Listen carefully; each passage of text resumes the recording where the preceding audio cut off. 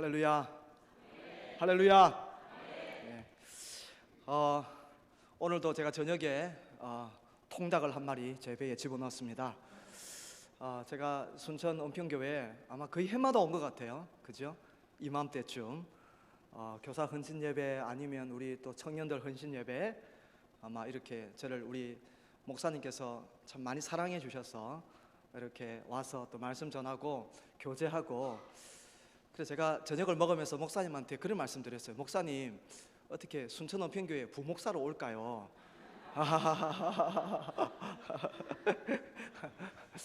그 말은 제가 목사님의 사랑을 그만큼 많이 받고 있다, 이런 뜻이겠죠.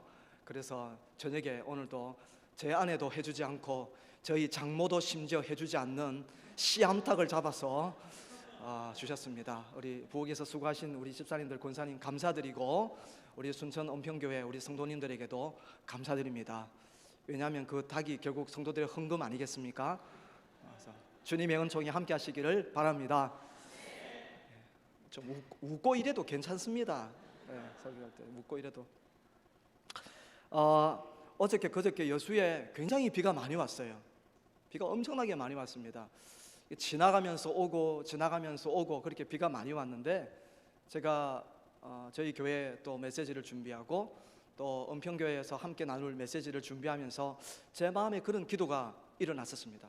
주님, 정말로 저 비가, 소나기가, 장대비가 내리는데 저 비처럼 주의 성령의 은혜와 말씀의 은혜가 올여름 특별히 두 교회, 여수 미랄교회와 순천 은평교회, 이 다음 세대를 위해서 수고하는 주일학교와 중고등부, 청년부, 이 모든 사역 위에 이런 말씀의 은혜와 성령의 은혜가 충만하게 임하여 주시옵소서. 비처럼 임하게 하여 주시옵소서. 제가 그 비를 맞으면서 새벽기도 갔거든요.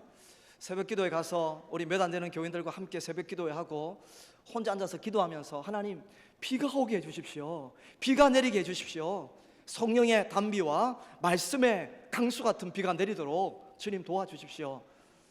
그렇게 이제 앞에 말은 생략하고 주여 비를 주시옵소서, 비를 주시옵소서, 이렇게 막 기도를 했어요. 밖에는 장대비가 내리고 있는데, 새벽 기도에 마치고 집에 가니까 제 아내가 그렇게 말합니다. 여보, 당신 약간 조금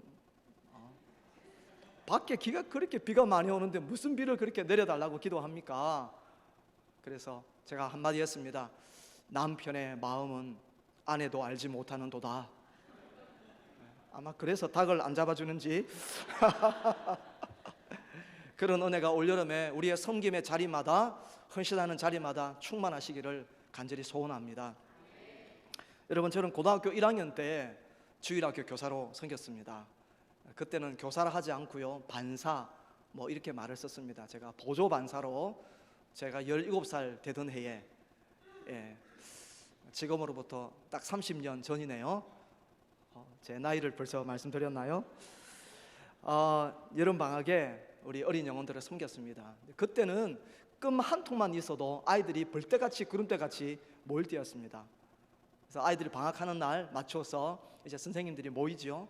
그때는 대부분 여름 휴가를 그때 맞춰서 냈습니다. 아니면 아예 아이들 성경학교 전 여름방학 그때쯤 맞춰서 아예 직장을 그만두는 집사님들도 몇 분 계셨습니다. 평소에 직장이 마음에 안 들었는데 그때 또 하나님의 은혜를 핑계로 대서 이제 그만두는 거죠. 교회에서는 굉장히 헌신된 분들이라고 생각할 거고, 그분들이 대부분 교회의 장로가 되셨습니다. 어쨌든 그렇게 해서 이제 모이면 열심히 기도하고, 저 전날 저녁에는 골목골목 돌아다니면서 성경학교 포스터를 직접 개인 풀로 전봇대에 바르고, 그죠? 이렇게 포스터를 붙였습니다. 지금 이게 언제 이야기인가 지금 아주 생소한 분도 몇 분 계실 것 같습니다. 어쨌든 그렇게 했습니다. 그리고 아이들 그날 모으잖아요. 뭐 특별한 게 있습니까? 북치는 거죠. 북치고 얘들아 모여라 교회 가자 이렇게 하고 껌을 한번 싹 뿌리면 아이들이 그 껌종이 하나 들고 교회로 벌떼같이 구름대같이 모였습니다. 그러면 교회가 미어 터지는 겁니다. 그냥 이 복도에도 앉고요, 아이들이 콧물을 질질 흘리면서 그냥 언제 맛있는 간식 주나, 그런 아이도 있었고, 찬양 열심히 땀을 흘리면서. 그때 무슨 에어컨이 있었습니까? 에어컨도 없었습니다. 천장에 빙빙빙 돌아가는 시끄러운 그냥 팬 같은 선풍기, 이런 그런 거 몇 대 있었죠. 근데 지금은 그런 시절이 아닙니다. 더 이상 학교 앞에서 북 쳤다가는 쫓겨납니다.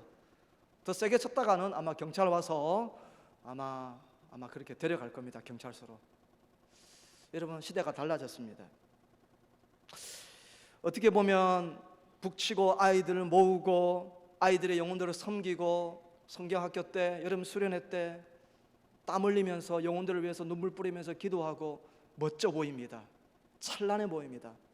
하지만요, 지금 시대도 그렇지 않을 뿐더러 우리가 교사로 섬기는 그 모든 섬김은 그렇게 눈으로 찬란하고 예뻐 보이는 그런 사역만 있는 것이 결코 아닙니다. 사람들에게 보이는 그런 모습이 있는가 하면 사람들이 보이지 않는, 하나님만 지켜보시는 그런 엄밀한 눈물의 시간도 있습니다. 때로는 어려움이 있고, 때로는 답답한 아쉬움이 있고, 때로는 주일학교 오늘 가지 말까? 이런 마음도 교사지만, 교역자지만 그런 마음도 쉽게 때로는 만날 때도 있습니다. 힘들고 그냥 어려운 것들 뿌리치고 다시 눈물 뿌리면서 하나님 앞에 기도하고 엎드려 보지만 금방 그렇게 열매가 생기지 않는 그런 고달픈 시간을 지나는 것들이 아마 오늘 찬양하신 교사들의 마음일 거라고 생각이 듭니다. 저도 말씀으로 섬기는 종이니까 비슷한 마음입니다. 어려움의 시간들을, 안 보이는 시간들을, 하나님만 지켜보는 시간들을 누구나 섬기는 사람들은 지나가게 되어 있습니다. 이것은 교사와 교역자만의 모습이 아니지요. 교회를 섬기는 중직자들, 특별히 우리 장로님들, 안수집사님들, 권사님들, 목회자의 사모님들이 겪는 동일한 섬기는 종들의 마음이라고 생각이 듭니다. 그래서 헨리 나우엔이라는 이런 사람들을 일컬어서 상처 입은 치유자, 이런 말을 썼습니다. Wounded healer, 상처 받은 치유자라는 것이죠. 영혼을 섬기는 사람들은 상처 입은 치유자입니다. 그렇기 때문에 영혼을 섬기는 우리에게 오늘 밤과 같은 이 헌신 예배가 굉장히 중요한 것입니다. 하나님 나라를 위한 섬김과 봉사는 무수한 원수의 공격과 우리 자신의 연약함 때문에 생기는 다양한 장애물들을 넘어가야 하는 과정이기 때문에 그렇습니다. 여러분, 교사의 헌신은 한 번의 헌신으로 끝나는 것이 아니고 직분자와 사역자의 헌신은 한 번 임직식 때 안수기도 한다고 끝나는 것이 결코 아니기 때문에 그렇습니다. 그때가 시작이죠. 헌신하고 또 헌신해야 합니다. 자기를 드리고 또 드려야 합니다. 주님의 도우심을 구하고 또 구해야 합니다. 주님의 은혜를 구하고 은혜 위에 은혜를 또 구해야 합니다. 그래서 내 영혼의 깊숙한 곳에 하나님의 은혜를 상기시키고 일깨워서 부단히 자신을 거룩한 사명자로 끊임없이 헌신해야 하는, 그것이 바로 우리 교사들의 모습, 영혼을 섬기는 사람들의 사명자의 모습이라고 성경에서 말해주고 있습니다. 오늘 본문을 통해서 우리가 한번 생각해 보고 싶은 것은요, 과연 올여름 우리 주님이 우리에게 원하시는 헌신은 무엇일까? 교사로서, 교회의 직분자로서 영혼들을 섬기는 그런 이름 있는 사람들뿐 아니고 오늘 이 밤에 예배에 참석한 저와 여러분 모두가 올여름 주님이 나에게 바라시는 헌신의 모습은 무엇일까? 한 번 헌신이 아니고 또 헌신하고 또 헌신해야 되는데, 또 헌신하고 또 헌신할 때에 어떤 방향으로, 어느 곳으로 하나님은 우리의 헌신을 이끌기를 원하실까? 오늘 본문을 통해서 우리가 한번 생각해 보고 싶은 것입니다. 첫째로 우리가 주님 앞에 드려야 할 헌신은요, 하나님께서 보내신 사람들을 이해하는 데 헌신해야 합니다. 다시 한번, 하나님께서 우리에게 맡겨주신 사람들, 만나게 하신 사람들을 이해하는 것으로, 이해하는데 우리가 헌신해야 한다는 것입니다. 오늘 본문의 13절, 14절 말씀을 같이 한 번 더 읽어보십시다. 마태복음 3장 13절, 14절 말씀을 한 번 더 읽어보겠습니다. 시작. 이때에 예수께서 갈릴리로부터 와서 요단강에 이르러 요한에게 세례를 받으려 하시니 요한이 말려 이르되 내가 당신에게서 세례를 받아야 할 터인데 당신이 내게로 오시나이까. 여러분, 오늘 본문은 요한복음을 제외한 세 복음서에 동시에 기록된 사건입니다. 마태복음, 마가복음, 누가복음, 세 복음서에 동시에 이 사건을 기록하고 있는데 마가복음과 누가복음은 2절밖에 나오지 않아요. 근데 오늘 마태복음은 5절에 이 사건이 기록되어 있습니다. 누구보다 자세하게 기록하고 있습니다. 사복음서 가운데 가장 먼저 기록한 성경은 마가복음입니다. 그래서 신학적인 용어로 마가복음 우선설이라고 하죠. 마가복음이 가장 먼저 기록되었는데 가장 먼저 기록된 마가복음보다 뒤에 기록된 마태복음, 예수님으로 인하여 세리였지만 회심한 마태가 기록한 마태복음에서는 5절에 걸쳐서 자세하게 이 과정을 기록하고 있다는 것은 우리의 주목을 그만큼 끌기에 합당하다는 것입니다. 먼저 우리가 생각해야 될 이 본문의 한 부분은요, 예수님의 세례를 받으시는 그런 장면입니다. 예수님은 이 사건을 아주 기다리셨다는 듯이 적극적으로 그렇게 반응하고 있는 것을 우리가 본문을 통해서 볼 수 있습니다. 예수께서 어디에서요? 갈릴리로부터 어디에 오셨다고요? 요단강에 오셨다고 말하고 있습니다. 가깝지 않은 거리입니다. 근데 예수님은 스스로 세례 요한을 찾아오신 것이죠. 동시에 분명한 목적을 가지고 나오신 것을 마태는 설명하고 있습니다. 어떤 목적이었습니까? 요한에게 세례를 받으려 하시니, 그렇게 본문에서 말하고 있습니다. 여러분, 우리 운동회를 하면요, 초등학생 운동회 특별히 운동회를 하면 꼭 마지막에 하는 경기가 있습니다. 어떤 경기죠? 계주라는 것이죠. 계주에 달리기 선수로, 대표 선수로 나가본 적이 있는 분들 한번 발을 들어보시기 바랍니다. 있으신 것 같군요. 예, 움찔하시네요. 제가 이래봬도 굉장히 날래입니다. 못 알아들으시는군요. 경상도 말로 날래입니다. 표준말로 하면 굉장히 제가 빠릅니다. 100m를 12초 1에 끊었습니다. 저희 학교 선생님이 육상 대표 선수로 나가지 않겠느냐라고 말했는데, 제가 기도하고 하나님의 음성을 들은 적 너는 목회자가 되는 것이 좋겠다라고 하나님께서 감동을 주셔서 제가 거절을 했습니다. 아마 나갔더라면 박형우 육산 선수, 여러분 지금 알고 계셨을 거예요. 여러분, 제가 웃으면서 이야기해서 그렇지 때로는 진담도 있답니다. 이 안에는. 예. 못 믿으시는군요. 맞습니다. 이어달리기 계주라는 것을 하는데요, 어떻게 합니까? 한 사람이 전체를 달리지 않습니다. 그죠? 저는 계주를 하면 꼭 마지막 주자였습니다. 마지막 주자는 한 바퀴를 통째로 달립니다. 굉장히 힘이 들죠. 근데 보통은요, 앞에 선수들은 반 정도를 달립니다. 그죠? 운동장 반을 달리고 그 다음에 어떻게 합니까? 바톤 터치를 하고 바톤을 이어받은 선수가 그 다음에 바톤을 들고 그 다음 선수까지 이어 달립니다. 그게 계주입니다. 얼마나 재밌습니까? 얼마나 흥미진진합니까? 지금 세례 요한이 달리고 있는 것입니다. 복음의 하나님 나라라는 바톤을 들고 세례 요한이 열심히 지금 달려가고 있는 거지. 어디까지? 예수님이 계신 곳까지. 예수님은 이 계주의 마지막 주자입니다. 마지막 끝까지, 어디까지? 십자가까지, 부활까지 예수님은 달려가셔야 되는 것이죠. 마지막 주자는 항상 힘들답니다. 그래서 마지막 주자는 마지막 주자, 앞주자가 빨리 달려오기를 그렇게 많이 환호하고 있지 않습니다. 조금 천천히 왔으면. 그런 마음이 늘 있습니다. 제가 마지막 주자로 달려봐서 잘 압니다. 원래 예수님과 세례 요한이 바로 그와 같은 모습이라는 것입니다. 구약의 모든 선지자를 대표한 세례 요한입니다.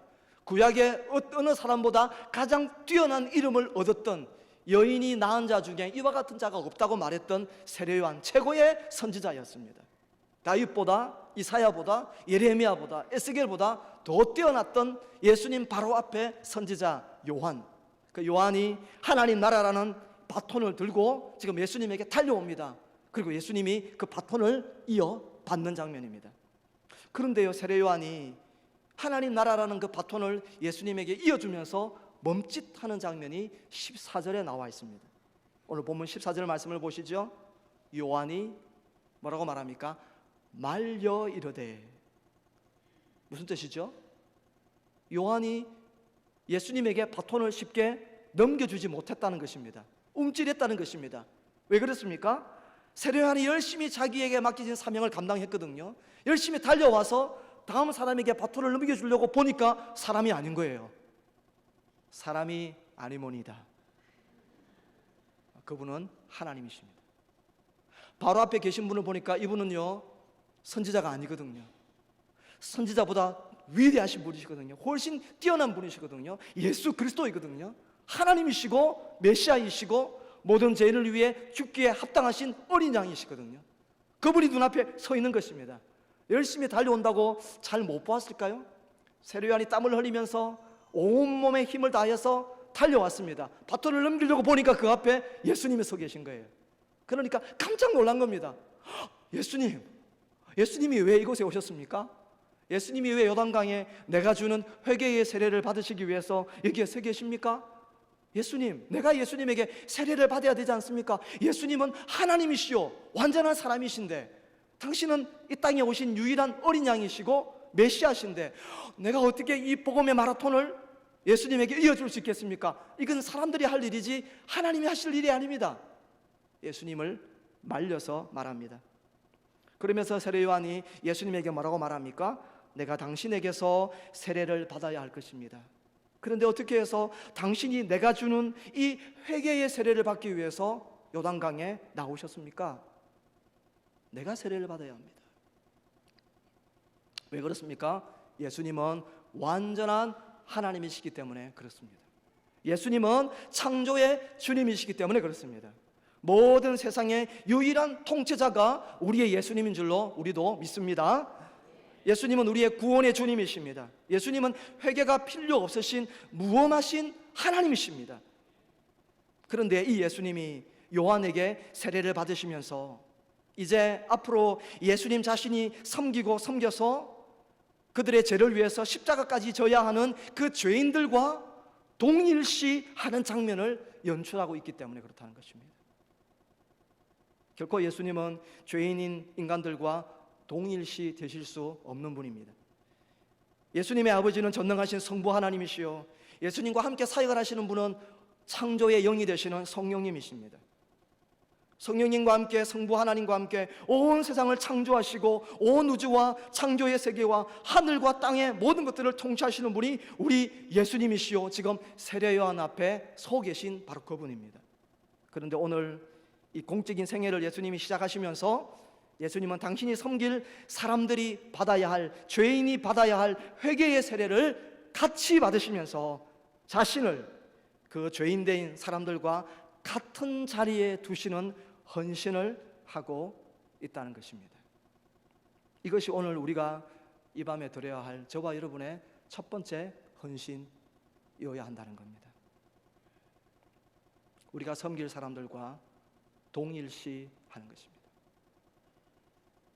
우리가 섬길 어린아이들과, 우리가 섬길 중고등부 아이들과, 우리가 섬길 청년 대학부들과 그들과 우리가 동일시 되어야 합니다. 제 아내는 제 아내 이야기를 하려니까 목이 확 막히네요.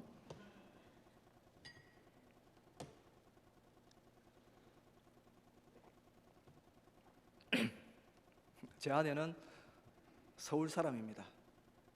서울내기, 담아내기, 양파 까기, 혹시 서울내기 계시면 이해하십시오. 제 아내도 서울 사람입니다. 서울 토종입니다. 결혼하기 전까지 변지, 쌀나문지 구분을 못했던 사람입니다. 결혼하고 많이 출세했죠. 지금은 변지, 쌀나문지 구분을 하니까요. 굉장히 비유가 약합니다. 제 아내는 생긴 건 그럴듯하게 생겨도 아주 비위가 약해요. 그래서 회를 먹어본 적이 없습니다. 회 말입니다. 회. 여러분 회를 드시죠? 여수에는 회가 굉장히 맛있답니다. 언제든지 연락하고 오시면 제가 함께 회를 먹어드리도록 하겠습니다. 우리 장모님들은 저희 교회 주차하시고 말이죠, 저한테 회 한 점 안 사주시고 그냥 주차만 하시고 가시는 걸 제가 보아드렸습니다. 제가 그날 철회하기도 했습니다. 언제든지 연락 주시면 제가 회를 같이 먹겠습니다. 그런데요, 부산에 제가 사역을 했는데도 부산에서도 제 아내는 회 먹을 기회가 없었습니다. 왜냐하면 그때는 뭐 부교역자 아내고 애기들 있고 하니까 제가 주로 안 데리고 다녔습니다. 또 데리고 다니면 또 때로는 잔소리를 하니까 불편하기도 하고요. 그런데 하나님께서 저희 가족을 여수에 있는 미랄교회 섬기라고 하나님께서 보내주셨어요. 섬기는데 가장 처음 초대받은 식사의 자리가 횟집이었습니다. 할렐루야.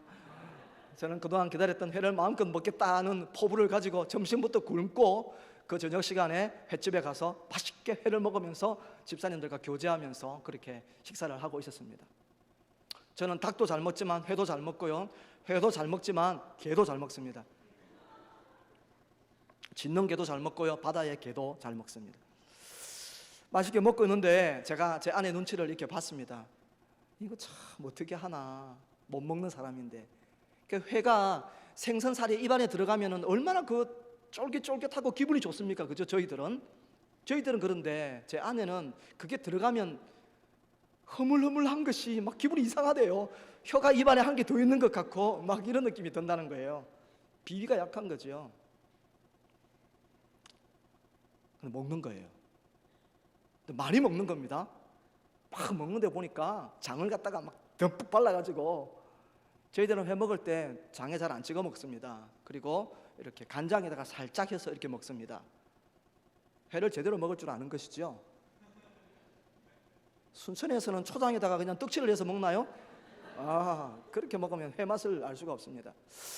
한번 여수에 오셔야겠군요.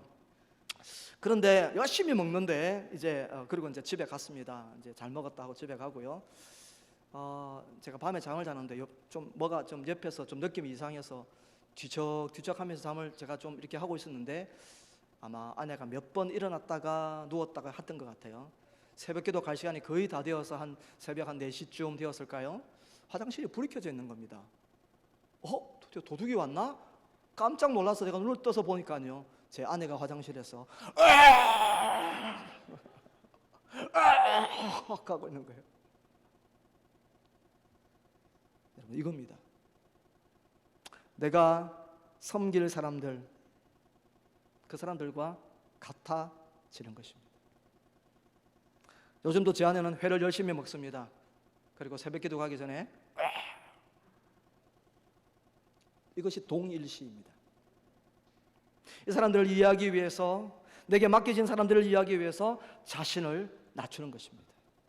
내 조건에 그 사람들을 맞추는 것이 아니라 그 사람들의 조건에 내 눈높이를 맞추는 것이 예수 그리스도의 첫 번째 헌신의 모습이셨습니다.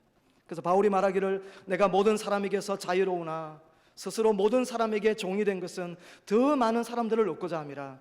유대인들에게는 내가 유대인들과 같이 된 것은 유대인들을 얻고자 하며, 율법 아래에 있는 자들에게는 내가 율법 아래에 있지 아니하나 율법 아래에 있는 자 같이 된 것은 율법 아래에 있는 자들을 얻고자 하며, 약한 자들에게 내가 약한 자와 같이 된 것은 약한 자들을 얻고자 하며, 내가 여러 사람에게 여러 모습이 된 것은 아무쪼록 몇 사람이라도 구원코자 함이니, 내가 복음을 위하여 모든 것을 행함은 복음에 참여하고자 함이라.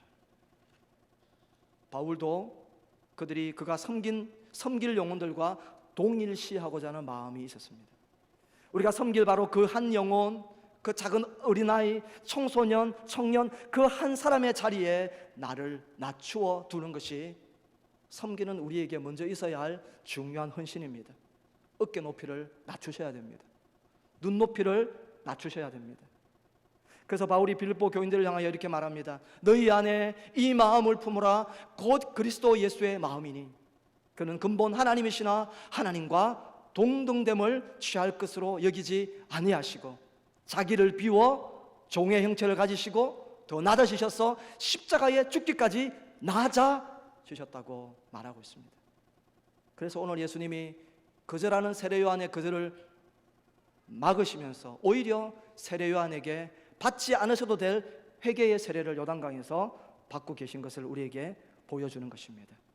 여러분, 먼저는 우리가 섬길 사람들을 이해하는 자리에 나아가시는 헌신이 있으시기를 간절히 바랍니다. 여러분, 두 번째, 우리가 올여름에 드려야 할 거룩한 헌신, 어떤 것이어야 할까요? 두 번째로는 성령으로 기름 부음 받으심을 사모하는 일에 헌신해야 합니다. 다시 한 번 더요. 성령으로 기름 부음 받는 일을 사모하는 일에 헌신하셔야 됩니다. 오늘 본문의 16절 말씀입니다. 16절 말씀을 같이 한번 읽어봅시다. 시작. 예수께서 세례를 받으시고 곧 물에서 올라오실새 하늘이 열리고 하나님의 성령이 비둘기같이 내려 자기 위에 임하심을 보시더니, 당신이 섬길 사람들과 동일시하면서 물로 세례를 받으신 예수님이 물에서 올라오자마자, 헬라어로 보면 시제가 너무 분명해요. 물에서 올라오자마자 놀라운 일이 생깁니다. 어떤 일이 생겼느냐? 하늘이 확 열린 거예요. 이 하늘은 400년 동안 열리지 않았던 하늘이었습니다. 아무런 계시도 없었던 그런 하늘이었습니다. 눈에 보이는 하늘이 아니고 하나님과 교제하는 하늘을 말하는 것이죠. 그 하늘이 활짝 열린 것입니다. 그리고 성령이 예수님에게 임하는데요, 비둘기같이 예수님 자신 위에 임하심을 예수님이 두 눈으로 보았다고 말하고 있습니다. 초자연적인 현상이 예수님에게서 일어났습니다. 이건 예수님의 모습이 어느 나라에 새로운 왕으로 대관식을 하는 것과 같은 모습입니다. 새로운 왕으로 불림을 받는 새 왕이 왕좌에 오르는 장면입니다. 물에서 올라오실 새 하늘이 열립니다. 온 자연 만물이 새 왕을 환영하는 모습이라고 볼 수 있겠습니다. 드디어 이 세상을 죄와 죽음에서 구원할 메시아가 오셨구나, 하나님 나라의 도래와 통치를 알리면서 새 왕이 자리에서 뻘떡 일어나는 것이죠. 지켜보던 많은 사람들이 환호성을 지르면서 환영하게 됩니다. 그리고는 새 왕의 모든 권위와 능력을 뜻하는 왕관을 씌워주게 됩니다. 그리고요, 각양 보석으로 장식된 화려한 망토를 그 왕은 걸치게 됩니다. 그리고 마지막으로 그 손에는 왕의 능력과 위엄을 상징하는 왕의 홀, 왕의 지팡이가 쥐어지게 됩니다. 여러분, 이것이 바로 오늘 예수님이 요단강에서 올라오자마자 하늘이 열리고 성령이 임하셨던 놀라운 사건을 통해서 보여주는, 예수님이 왕으로서, 하나님 나라의 왕으로서 대관식의 주인공이 되는 것을 우리에게 말해주고 있는 것입니다. 여러분, 어떻게 보면 예수님에게는 이런 새로운 권세나 능력 같은 것이 필요가 없는 분입니다. 왜냐하면 예수님 자신이 하나님이시기 때문입니다. 예수님 자신의 말로 온 세상을 창조하신 그런 능력의 말씀이기 때문에 어떤 새로운 능력이나 어떤 새로운 능력이 필요 없는 분이 예수님이십니다. 그런데 우리가 분명히 알아야 될 것은 무엇이냐면요, 예수님 자신도 지금의 이 모습은 시간과 공간의 제한을 받는 사람의 몸으로 이 땅 가운데 오셨다는 것입니다. 그렇기 때문에 성령의 기름 부으심이 필요했다는 것입니다. 요한은 이 부분과 관련해서 이렇게 증언합니다. 요한복음 3장 34절에 하나님이 보내신 이는 하나님의 말씀을 하나니 이는 하나님이 성령을 한량없이 부어주심이니라. 이사야 선지자는 예언하기를 이새의 줄기에서 한 싹이 나면 그 뿌리에서 한 가지가 나서 결실할 것이요 그의 위에 여호와의 영 곧 지혜와 총명의 영이요 모략과 재능의 영이요 지식과 여호와를 경외하는 영이 강림하시리니. 이것을 예수님은 누가복음에서 스스로 이렇게 표현했습니다. 주의 성령이 내게 임하였으니 이는 가난한 자에게 복음을 전하게 하시려고 내게 기름을 부으셨다고 말하고 계십니다. 이것을 일컬어서 마틴 로이드 존스 목사는 이렇게 말했어요. 성령의 기름 부으심. 단순히 예수 그리스도를 구주로 고백하는 그런 성령의 어떤 고백적인 사역을 말하는 것이 아닙니다. 지금 예수님은 공적인 사역을 시작하시려고 하는 것이죠. 하나님 나라의 왕으로서 대관식을 거행하면서 공적인 능력의 권위를 임명받고 있는 장면입니다. 그러면 그 공적인 능력과 권세가 어떻게 발휘되겠습니까? 그것은 오직 성령의 기름 부으심을 통해서 그 사역이 능력 있게 진행될 것을 우리에게 보여주고 있는 것입니다. 영혼들을 섬기는 이런 여름 성경학교 수련회 한 번의 행사로 끝나는 것이 아닙니다. 단순히 세상의 문화를 어떤 이해하고 접촉점을 만들어서 아이들을 아부하듯이 그냥 하나님의 말씀 전해주는 그 일로 끝나는 것이 아니고요, 그 이상의 영역이 있다는 것을 우리는 압니다. 어떤 영역이 있습니까? 영적 전쟁이라는 영역이 있다는 것입니다.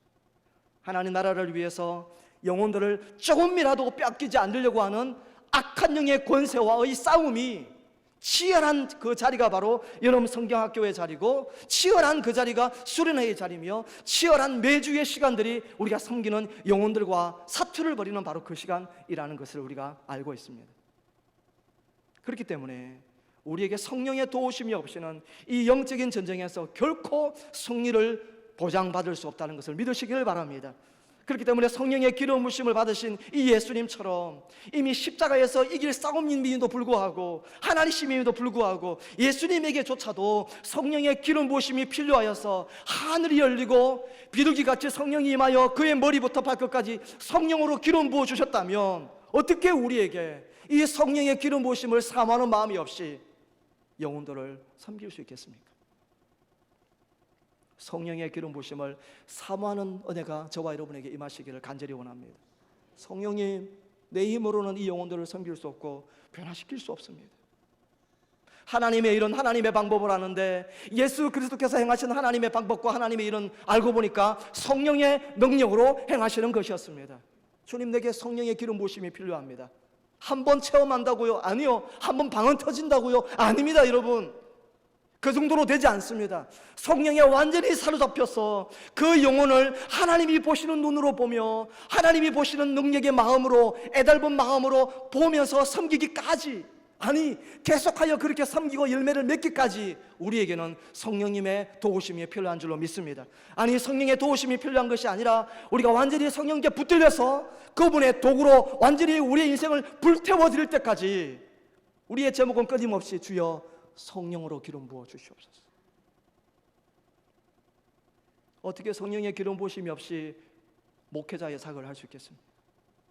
어떻게 성령의 기름 부으심이 없이 장로로서 교회를 섬길 수 있겠습니까? 어떻게 성령의 기름 부으심이 없이 집사로, 찬양대원으로, 교사로, 특별히 영혼들을 섬기면서 최일선에 서야 할 주일학교 교사, 중고등부 교사로 섬길 수 있겠습니까? 매일 아침마다 우리는 기도해야 할 것입니다. 주님, 비를 내려주십시오. 성령의 기름 부으심의 비가 저 장대비같이 밖에 내리는 비처럼 우리의 영혼 깊숙한 곳에도 넘쳐 흐르게 도와주시옵소서. 단순히 예수님을 구주로 고백하고 내가 방언 한번 한다고 은사를 경험한 것으로 만족할 수 없습니다. 주님, 내 영혼을 온전히 주님의 도구로 불태워 사용하여 주십시오. 예수 그리스도에게 한량없이 임하셨던 주님의 성령님, 우리 가운데 오셔서 충만하게 지배하시고 다스리시고, 그래서 우리가 성령께 완전히 붙들리기를 사모하는 헌신이 우리가 드려야 할 두 번째 헌신인 줄로 믿으시기를 바랍니다. 그런 의미에서 우리 앞뒤작으로 한번 축복하시면서 말씀하실까요? 성령의 기름 부으심을 사모하십시다. 이렇게 한번 말씀해 주시죠. 성령의 기름 부으심을 사모하십시다. 마지막 세 번째로 한 발 더 나아가서 우리가 드려야 할 세 번째 헌신은 이와 같은 것입니다. 하나님과의 바른 관계에 헌신해야 합니다. 하나님과의 바른 관계입니다. 오늘 본문의 17절 말씀인데요, 17절 말씀을 한번 보시죠. 다 같이요, 시작. 하늘로부터 소리가 있어 말씀하시되 이는 내 사랑하는 아들이요 내 기뻐하는 자라. 아멘. 성숙한 신자의 두 가지 특징을 꼽으라면 하나는 하나님이 누구신가 하는 것을 분명히 알고 있어야 한다는 것이죠. 하나님이 누구신가, 이것만 가지고 안 돼요. 두 번째는요, 내가 누구인가. 다시 말하면 하나님과 나와의 관계가 어떤 관계인가 하는 것에 대해서 분명한 확신 가운데 있어야 성숙한 신자라고 말할 수 있습니다.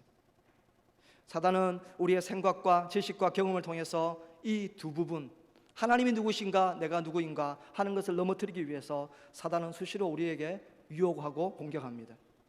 성령의 기름 부으심을 받은 예수님에게 하늘에서 음성이 들립니다. 하늘이 열렸습니다. 성령이 임하였습니다. 그리고 성부 하나님의 대선언, 팡파레같이 하나님의 음성이 들립니다. 이는 내 사랑하는 아들이요 내 기뻐하는 자라. 저를 한번 따라 하실까요? 내 사랑하는 아들이요 내 기뻐하는 자라. 성부 하나님의 선언입니다. 공적인 생애를 시작하신 예수님에게 성부 하나님은 가장 중요한 선물을 보여주고 계신 것입니다. 그것은 바로 하나님과 예수님과 어떤 관계에 있는가 하는 것입니다. 내 사랑하는 아들이요. 이것은 하나님이 예수님을 어떻게 생각하고 있는지를 보여주는 말씀입니다. 동시에 예수님이 하나님을 어떻게 생각하는지를 보여주는 말씀이기도 한 것입니다. 하나님에게 예수님은 사랑하는 아들이십니다. 동시에 예수님에게 하나님은 사랑하는 아버지입니다. 여러분, 그러면 모든 것이 끝나는 것이죠. 하나님이 사랑하신다는데요, 성부 하나님이 사랑하신다는데요, 많은 사람들이 모인 왕의 대관식에서 새 왕관을 쓰고 새 왕의 왕도를 거치고 새 왕의 호를 든 사람, 새 왕을 많은 사람들 앞에 세우면서 물러가는 아버지 왕이 많은 사람들 앞에 선언합니다. 이는 내 사랑하는 아들입니다. 보십시오, 새 왕입니다. 아버지는 그 아들의 든든한 후견인이 되는 것입니다. 그리고 아들에게는 그 누구보다 의지할 수 있는 아버지가 있다는 것을 만인 앞에서 보여주고 있는 것입니다. 오늘 성경 곳곳에서 예수 그리스도 안에 있는 신자가 누구인지를 말하고 있습니다. 여러분, 대표적으로 에베소서 2장 10절에 보니까요, 이렇게 말했어요.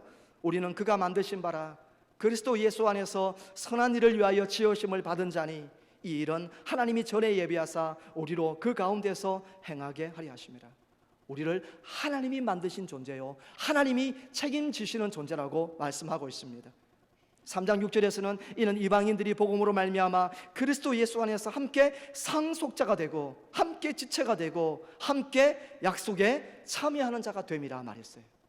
우리가 어떤 사람입니까? 예수 안에서 상속자라고 말합니다.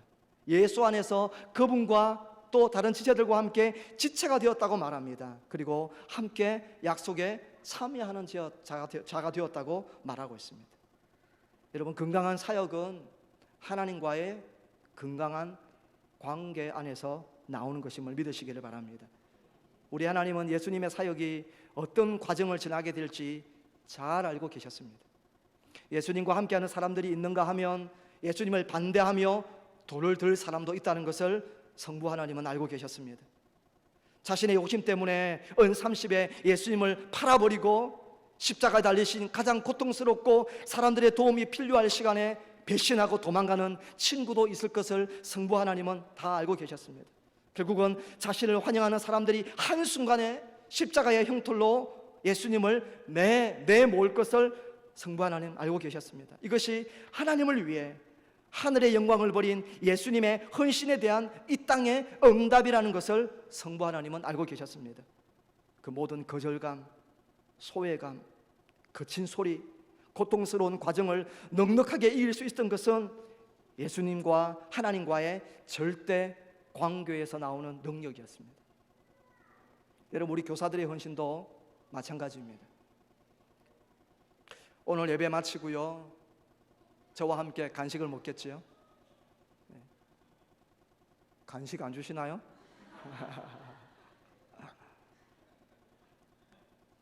주실 줄로 믿습니다.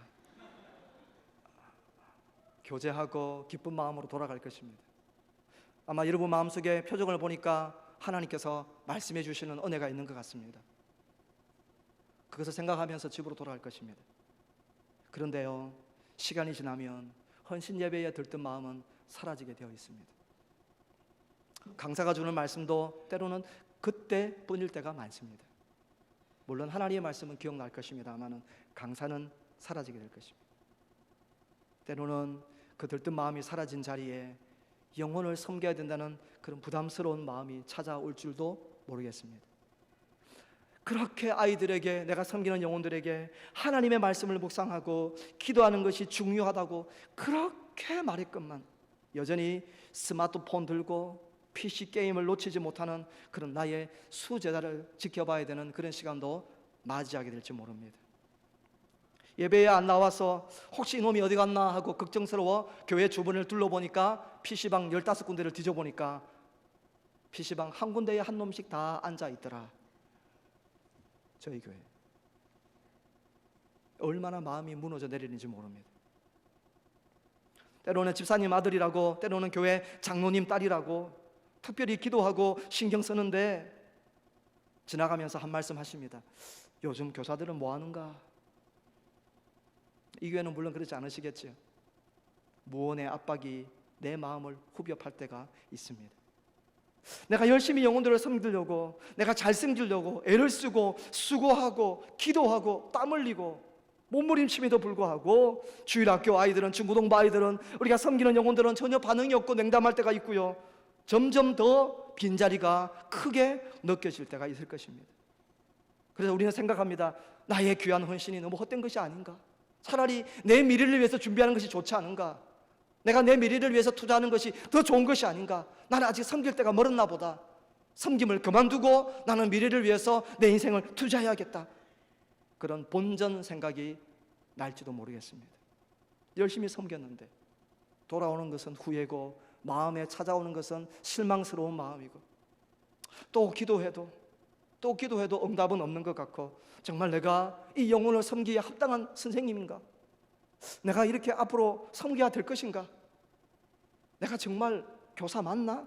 이런 마음이 우리의 마음속에 들려올 것입니다. 여러분, 그럴 때 우리가 기억해야 할 하나님의 음성이 있습니다. 너는 내 사랑하는 아들이라 내가 너를 기뻐하노라. 너는 내 사랑하는 아들이라 내가 너를 기뻐하노라. 예수 그리스도에게 찾아오는 많은 사람들의 거절과 십자가의 길은요, 그냥 감당할 수 있는 길이 결코 아니었습니다. 어떤 길이었습니까? 오직 하나님의 위로만 위로가 되는 길이었습니다. 어떤 위로입니까? 내가 너를 버리지 않는다는 것이죠. 너는 내 사랑하는 아들이라. 예수야, 내가 너를 기뻐한다. 내가 너를 책임진다. 세상 사람들은 다 십자가 밑에서 너를 버리고 배신할 것이다. 심지어 나와의 관계조차도 잠시지만 거절을 당할 것이고 끊어질 것이다. 하지만 내가 너를 기뻐하노라. 너는 내 사랑하는 아들이다. 영원히. 하나님이 그렇게 말씀하시는 것입니다. 교사가 아니고 이 밤에 참석한 우리 사랑하는 성도 여러분, 이 말씀으로 힘을 얻으시기를 바랍니다. 때로는 신앙생활을 하는 것이 너무 고달프고 힘들고 눈물나고 때로는 눈물조차 안 나는 그런 고달픈 사막의 길을 갖는 것 같은 광야의 시간을 누구나 맞이할 수가 있습니다. 그럴 때마다 하나님께서 나를 향하여 뭐라고 말씀하시는지 이 말씀을 통하여 다시 기억하고 다시 헌신하고 다시 기억하고 일어서는 은혜가 있기를 바랍니다. 너는 내 사랑하는 아들이라 내가 너를 기뻐하노라. 영원히. 그러면 되는 것입니다. 그러면 우리 하나님이 책임지시는 것입니다. 나는 비록 기도하고 영혼들을 잃어버린 것 같은데요, 우리 하나님은 결코 잃어버리지 않습니다. 작살 꼽힌 고래지요.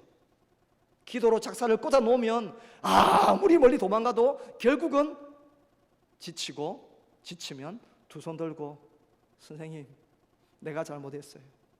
내 인생이 나된 것은 첫째는 하나님의 은혜고 둘째는 내가 주일학교 때 나를 위해 기도해 주셨던 선생님 덕분입니다 라고 돌아오는 은혜가 있는 줄로 믿으시기를 바랍니다. 아프리카의 선교사 때 리빙스턴 이야기를 마무리하면서 전해드리고 싶습니다. 리빙스턴이 한 마을에 가서 많은 사람들에게 복음을 전하고 그 사람들이 복음 앞에서 많은 사람들이 반응을 하게 되었습니다.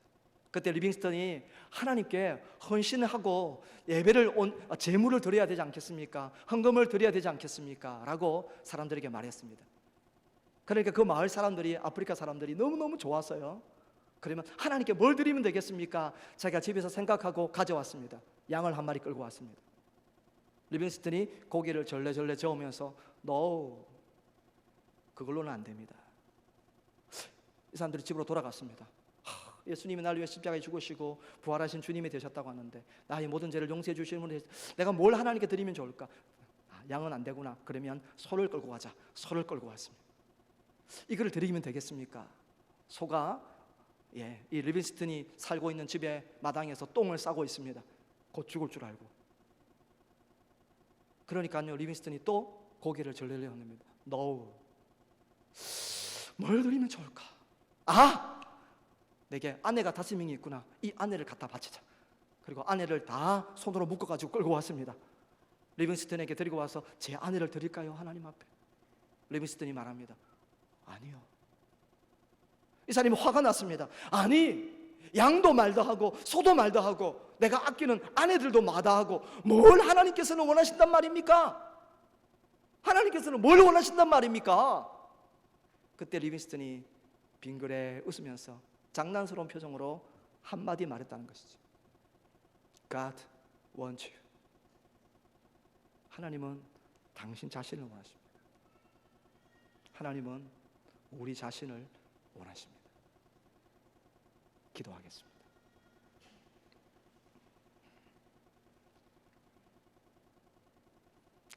우리 한번 이 시간에 선생님들 괜찮으시다면 한번 손을 잡으시면 좋겠어요.